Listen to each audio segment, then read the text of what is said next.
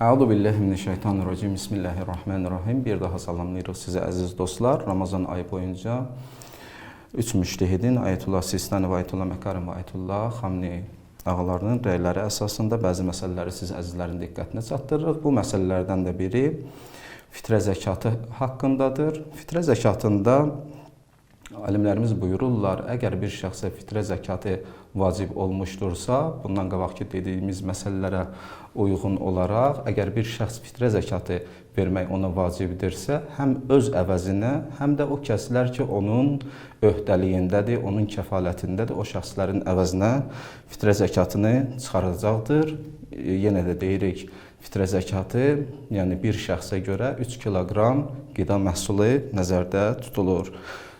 Kəfalətində olan şəxslər fərqi yoxdur, öz ailə üzvləri olsun və ya digər şəxslər olsa, hətta qonaq belə, yəni bir şəxsin evinə əgər bayram günündən qabaq qonaq gələrsə və həmçinin bu qonaq o şəxsin öhdəliyində, kəfalətində olarsa, o şəxsin də əvəzinə gərəkdir fitrə zəkatı çıxarılsın.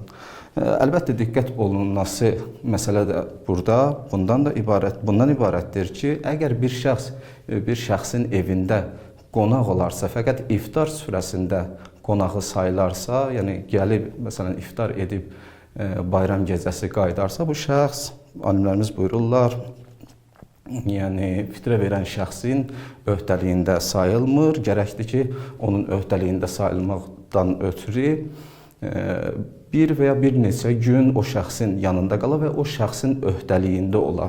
Əgər öhdəliyində olarsa, gərəkdir o şəxsin fitrəsini versin. Və həmçinin o şəxslər ki, əskərlikdədirlər və ya zindandadırlar. Bu şəxslərin də həmçinin öhdəliyi fərz edək yemək cəhətdən, məkan cəhətdən dövlətin öhdəsinə olsa belə, bu şəxslərin fitrə zəkatları öz üzərlərindən götürülmür. Yəni, əgər bu şəxslər fəqir deyillərsə, fərz eləyər bir şəxs əskərlikdədir və yaxud zindandadır, amma qıraqda bunun işi var, yəni fəqir sayılmır, gərəkdir bu şəxs də öz fitrəsini özü versin. Və həmçinin fitrə zəkatı əgər ayrılarsa, yəni bir şəxs fitrə zəkatını ayırıb, kənara qoyubsa, artıq o fitrə zəkatını dəyişməsinə icazəsi yoxdur. Məgər o şəxs vəkil, fəqirin vəkili olaraq, məsələn, hər hansısa bir fəqirə o pulu göndərmək istəyirsə, fəqir tərəfdən vəkil ünvanında o pulun dəyişdirilməsi və yaxud fəqirin bank hesabında ötürülməsinin də bu halda işğalı yoxdur. Vəssalamu aleykum və rəhmətullah.